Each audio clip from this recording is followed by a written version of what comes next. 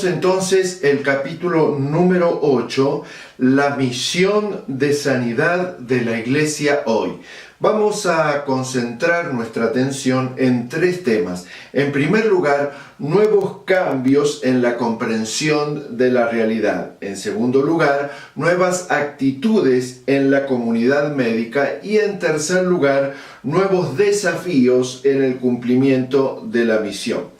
Hemos dejado el capítulo número 7, el siglo XVIII. El desarrollo del siglo XIX trajo consigo una renovación en la misión de sanidad de la Iglesia. La Iglesia, sobre todo a mediados del siglo XIX y en Europa, alcanzó un gran reconocimiento en cuanto a la manera de expresar su misión, utilizando la sanidad, los milagros y el enfrentamiento con los demonios, la expulsión de demonios, como elementos fundamentales de la predicación evangelística, y durante todo el ciclo también haciendo énfasis en las misiones. Al finalizar el siglo XIX y también todo el desarrollo del siglo XX. En Europa, de la mano de los predicadores sanadores, se fue dando un fenómeno que se atrajo la atención de las personas sobre esto que estaba pasando, sobre el énfasis que la Iglesia estaba colocando en este tema o estaba rescatando. Nosotros que estamos siguiendo la progresión histórica, y en Estados Unidos también apenas unos 6-7 años posterior a lo que comenzó a ocurrir en Europa, en Estados Unidos, sobre todo en la parte este, hubo predicadores que también tomaron este énfasis en la sanidad, en los hechos milagrosos y en la confrontación con Satanás como elementos integrados a su práctica misionológica. Fue así que se comenzaron a hacer grandes campañas, grandes encuentros en donde estos predicadores sanadores sanaban a las personas, y esto atrajo mucho la atención de las personas y se llenaron grandes lugares, grandes estadios. A medida que vamos avanzando en el siglo XX, también grandes estadios con personas atraídas por la novedad de los hechos milagrosos, sobre todo con la sanidad de las enfermedades. El siglo XX toma este énfasis que viene del siglo XIX y con la aparición del pentecostalismo, por allá por el año 1903 y demás, al comienzo del siglo XX, pues los predicadores pentecostales toman todas estas ideas que vienen de los movimientos de santidad del siglo XIX y protagonizan también una predicación y comienzan a extender su influencia con la utilización de la sanidad, de orar por los enfermos y de mostrar hechos milagrosos y hechos de sanidad, y también la expulsión de los demonios. Hay una buena cantidad de personas, cada uno en diferentes décadas, en diferentes etapas del desarrollo del siglo XX, como dije, comenzando o arrancando por allí, por el siglo XIX, 1845, 1850 en adelante, y luego continuando con el siglo XX, no solo con la llegada de los evangelistas pentecostales, sino también con el comienzo de las campañas de evangelización en masa. Por un lado, comienza en esta época también, llegando a mediados del siglo XX, las campañas estilo revival de la mano de Billy Graham, donde se llenaban estadios y el centro de de la predicación era simplemente la meditación en las Escrituras, y al lado de eso estaban también el llenar estadios con el objetivo de orar por los enfermos y que los enfermos sanen. Todo el siglo XX va mostrando uno tras otro las personas y los evangelistas sobre todo que van tomando estas ideas y la van desarrollando. Esto hace que el punto de vista, la visión de la realidad necesite ser ajustada, ser mejorada, pues el retroceso que se había dado con estos temas empieza a ganar importancia, y la llegada ya el abandono de la edad moderna y la llegada a las postrimerías de la edad o de la posmodernidad obliga tanto a los científicos del lado médico, aquellos que entienden que la sanidad solamente puede ser conseguida por medios materiales, y también a los predicadores y a los cristianos y a la iglesia en su conjunto, les obliga a hacer una revisión de algunos elementos. Por eso es que mencionamos que hay algunos cambios en la comprensión de la realidad. Al avanzar sobre la posmodernidad, hay 4 cambios que son necesarios. Necesitamos ahora, en estos momentos, con el avance de las prácticas de sanidad, necesitamos un evangelio post-individualista. Necesitamos de un evangelio post-racionalista, necesitamos de un evangelio post-dualista y necesitamos de un evangelio post-noeticéntrico. ¿Qué significa esto? Significa, cuando hablamos de un evangelio post-individualista, que la apertura al ministerio y a la misión de sanidad de la iglesia por parte de los predicadores y de la iglesia toda, y el avance y el inicio de la posmodernidad hace fijar nuestra atención, o mejor dicho, nos obliga a dejar de fijar nuestra atención en el individuo como tal y en la búsqueda de satisfacción de un individuo considerado, valga la redundancia, de manera individual, y necesitamos colocar la atención en los grupos de personas. Necesitamos entender que tanto el Ministerio de Sanidad como el ministerio todo de la Iglesia debe desarrollarse hacia las personas y sus relaciones entre sí como uno de los elementos importantísimos de la sanidad o el ataque a la enfermedad.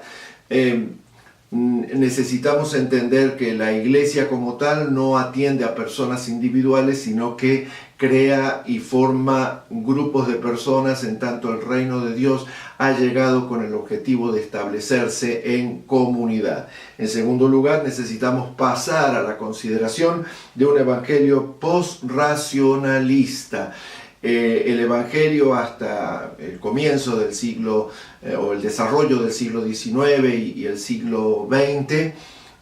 fue un evangelio que enfatizó lo racional, el correcto pensar de las personas. La llegada, el rescate de la misión de sanidad de la iglesia vino a poner en tela de juicio que lo único importante era tener el correcto pensamiento sobre el reino de Dios, sobre el cielo, sobre la vida aquí, sobre la vida más allá. Ya, como iglesia nos fuimos dando cuenta que ya no era tan solo importante el correcto pensar, sino que también lo era el correcto hacer. No solamente pensar la fe, sino dar muestras y demostraciones de esa fe transformada en acciones concretas. En tercer lugar, necesitamos de un evangelio post-dualista. Es necesario que en la actualidad, y bueno, se comenzó a ver en el paso del modernismo al posmodernismo, que ya no podemos considerar al ser humano desde un punto de vista dual, como alma y como materia, como espíritu y todos los elementos relacionados con lo espiritual, y por otro lado lo material. Y en este sentido, al considerar esta dualidad, enfocarnos en la sanidad como una cuestión simplemente de atención de lo físico. En la posmodernidad en la que vivimos necesitamos entender que el ser humano es una conjunción de varias dimensiones y de varias áreas que están profundamente mezcladas, interrelacionadas, y que el Ministerio de Sanidad debe no solo entenderlo, sino ser ejercido en función de eso. Y en cuarto lugar, necesitamos de un evangelio post-noeticéntrico, es decir, no basado únicamente en el desarrollo de las ideas intelectuales como tales, sino un evangelio que también tenga, o sea, que deje de ser racional para transformarse en un evangelio de acción, un evangelio de poder, un evangelio de demostración, un evangelio en donde lo que se logra, el entendimiento y el conocimiento que se logra a nivel intelectual, tiene su contraparte en acciones de amor por el ser humano y por la raza humana. Muy bien, esto es importante, es lo que hemos leído en este capítulo, y en segundo lugar hemos visto algunas nuevas actitudes en la comunidad médica. Indudablemente la comunidad médica ha ido descubriendo o ha dejado de lado esta superioridad basada en el conocimiento que tenía de los elementos materiales y corporales, y esta creencia de que todo lo que se refiere al conocimiento de la farmacología y de la ciencia médica iban a ser lo único que iba a traer sanidad y va a hacer desaparecer la enfermedad. En su lugar han ido cediendo y retornando a la idea de que hay elementos que van más allá de lo simplemente material. En ese sentido hemos visto el impacto de la modernidad, y al respecto la modernidad ha traído de la mano un rescate de todos los elementos espirituales, emocionales, psíquicos o psicológicos internos y que tienen que ver con un sentido infinito, un sentido que va mucho más allá de lo comprobable solo por el método científico de entendimiento de la realidad. En segundo lugar, hemos visto que las investigaciones de la ciencia, habrás leído en el libro acerca de las universidades en donde se han hecho estudios sistemáticos para demostrar que el proceso de enfermedad y a su vez el proceso de sanidad requiere la participación multipropósito, el acercamiento multidimensional para atender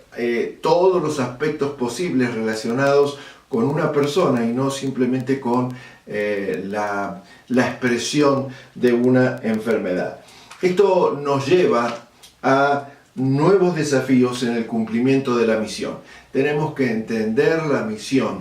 entonces, con un acercamiento gregario. El ser humano ha sido creado para vivir en sociedad, y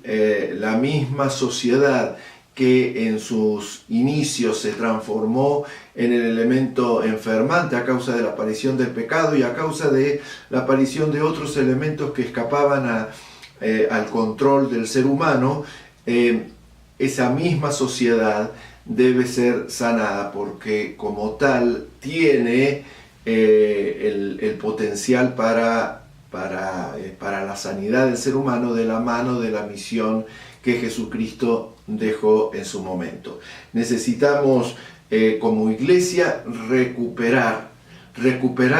la idea de comunidad. El reino de Dios es comunidad y la sanidad como parte de la misión de la iglesia debe ser enfocada a la creación y sanidad de comunidades. Muy bien, este es el capítulo 8 con el cual estamos terminando la consideración general de todos los elementos de la sanidad para ser incorporados a la misión,